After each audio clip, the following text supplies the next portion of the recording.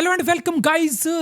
Rodrigo to Manchester City के move में एक बहुत बड़ा ट्विस्ट या फिर ये बोलूं कि एक यू टर्न ही आ गया है, उस पे बात करूंगा। लेकिन ये रॉड्रिगो टू मैनचेस्टर सिटी वाली खबरें आखिर चालू कहाँ से हुई, उसकी पहले बात कर लेते हैं। ये चालू तब हुई जब खबरें आई कि Savinho to Tottenham Hotspur is a possibility.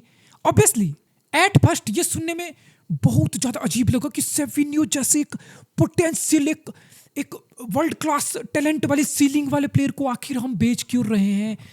But starting में बुरा लगा, बट धीरे धीरे फिर थोड़ी इस बात की सेंस बढ़ने लग गई। कब?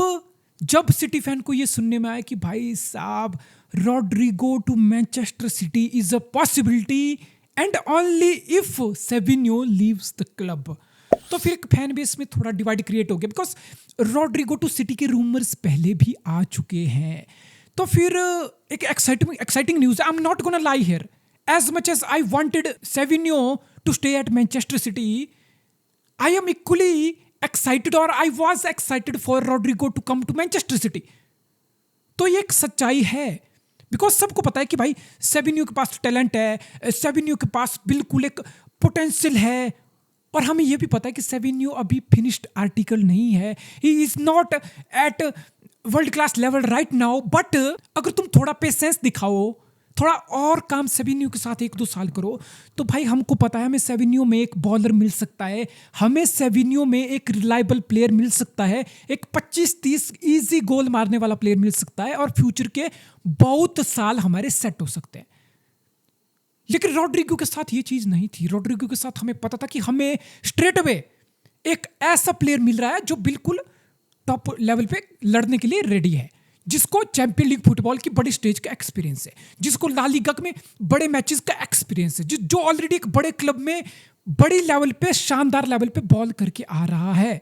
सो it's more like a Savinho is work in progress, but Rodrigo is literally a player which will improve Manchester City from the minute one he steps into the Etihad pitch.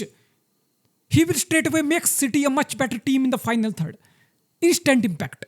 तो हम सब Rodrigo की signing को लेके excited थे, लेकिन अब खबर आ गई है कि भाई, और ये फब्रिजियो की खबर है, और ये एक वीडियो क्लिप में उसने बोला है कि भाई एक टॉप फिगर है, एक बहुत स्पेसिफिक और बहुत इंपॉर्टेंट फिगर है मैनचेस्टर सिटी में, जो सेविन्यो टू टॉटनहम हॉटस्पर के इस मूव को ब्लॉक कर रहा है। बिकॉज वो नहीं चाहते कि सेविन्यो सिटी छोड़ के जाए और पॉसिबली कोल पाल्मर वाला सिनारियो मैनचेस्टर सिटी में रिपीट हो, जहां पे हम एक वर्ल्ड क्लास पोटेंशियल वाले प्लेयर को जाने दे रहे हैं, फिर जाके वो दूसरे क्लब में सुपरस्टार बन जाए। तो मैनचेस्टर सिटी वो चीज़ रिपीट नहीं करना चाहती, मैनचेस्टर सिटी उस चीज़ को अवॉइड करना चाहती है। अब भाई लोगों, यहाँ पे तो मैं यही बोलूंगा, तुमने एक कहावत सुनी होगी ना कि दूध का जला हुआ छाछ भी ना फूंक फूंक के पीता है। तो हमारा इस टाइम वही हाल है, और ये सिर्फ सेविन्यो की डील को लेके नहीं है। अभी तुमने नोटिस किया होगा, अभी ओल्ड ट्रैफोर्ड को हमने बाईबैक किया, तो हमने उसमें बाईबैक क्लॉज डाला हुआ था। अभी हमने मैकटी को नॉटिंघम फॉरेस्ट में बेचा है, but we have a buy back clause. So Cole Palmer के केस में ऑब्वियसली वो हमारा इंस्टेंट रिग्रेट है। और एक सीनियर फिगर, अब तुम सोचो वो सीनियर फिगर हमारे क्लब में कौन होगी जो नहीं चाहते कि सेविन्यो स्पर्स जाए और पोटेंशियली एक वर्ल्ड क्लास प्लेयर सिटी के हाथ से निकल जाए। अब देखो, फेरेंस सरियानो हमारे सीईओ साहब हमारे, और ह्यूगो वियना हमारे स्पोर्टिंग डायरेक्टर, और पेप गार्डियोला तो वो आदमी है नहीं भाई। पेप गार्डियोला बड़े वोकली आके बोल चुका है कि भाई किसी प्लेयर को जाना होगा ना, तो वो क्लब्स की टर्म पे जाएगा। अगर क्लब को लग रहा है कि वो प्लेयर जाना चाहता है, तो सिटी उसको नहीं रोकती मेरे भाई। सिटी वो क्लब नहीं है। सिटी या पेप गार्डियोला किसी भी प्लेयर को उसकी विल के अगेंस्ट होल्ड नहीं करते। ऑब्वियसली या तो तुम काइल वॉकर हो, या फिर बर्नार्डो सिल्वा हो, या गुंडोगान हो। तो पेप तो वो आदमी नहीं है जो सेविन्यो के मूव को ब्लॉक कर रहा है।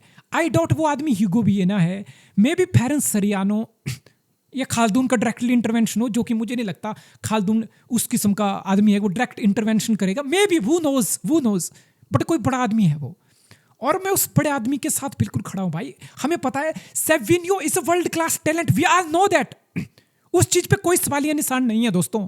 सवालिया निशान सिर्फ एक चीज को लेके है कि क्या सेविन्यो इस सीजन सिटी को 15 से 20 गोल कंट्रीब्यूशन देगा? क्या सेविन्यो इस साल सिटी को प्रीमियर लीग टाइटल जितवाने में हेल्प करेगा, स्टेप अप करेगा? क्वेश्चन मार्क सिर्फ वहां है कि right now he is not at the level. But ये हम सबको पता है कि 1-2 साल में सेविन्यो वर्ल्ड क्लास लेवल पे पहुंच जाएगा। But we are Manchester City, शायद हमारे पास इतनी पेशेंस नहीं है। पेप गार्डियोला के पास अब पेशेंस नहीं है भाई, वो 9 साल कंप्लीट कर चुका है, 2 साल दैट्स इट। तो पेप को इंस्टेंट सक्सेस चाहिए भाई, पेप को फिर से टाइटल जीतना है। And Savinho sadly right now is not at that level जो हमारी सिटी को गेम को एलिवेट करे, जो सिटी को नेक्स्ट स्टेप या सिटी को टाइटल की तरफ लेके जाए। तो फिर ये कहीं ना कहीं अंडरस्टूड है कि हम सेविन्यो को क्यों बेचना चाह रहे हैं। बट ठीक है, बिकॉज अभी ऑस्कर बॉब का स्टेप अप हो रहा है। जिस तरीके से ऑस्कर बॉब पे पेप गार्डियोला का ट्रस्ट है, स्ट्रेट अवे बाई सीजन का पहला मैच अवे, ठीक है वोल्व्स है, ठीक है रेलीगेशन के बैटल हैं, वोल्व्स स्ट्रगल कर रहा है, मथियस कुनिया उनका बेस्ट प्लेयर निकल चुका है। बट मैंने कितनी बार देखा इस प्रीमियर लीग में, इसी प्रीमियर लीग में रेलीगेशन वाली टीमें टेबल टॉपर टीमों को धूल चटा देती हैं। तो पेप ने एक अवे मैच में, पहले मैच में ऑस्कर बॉब को स्टार्ट दी। That proves a big point कि पेप गार्डियोला और City fan, if you ask me, I think I am excited for Oscar Bobb, I want to see. और मुझे पता, मुझे ऑस्कर बॉब की एबिलिटी को लेके 1% भी डाउट नहीं है।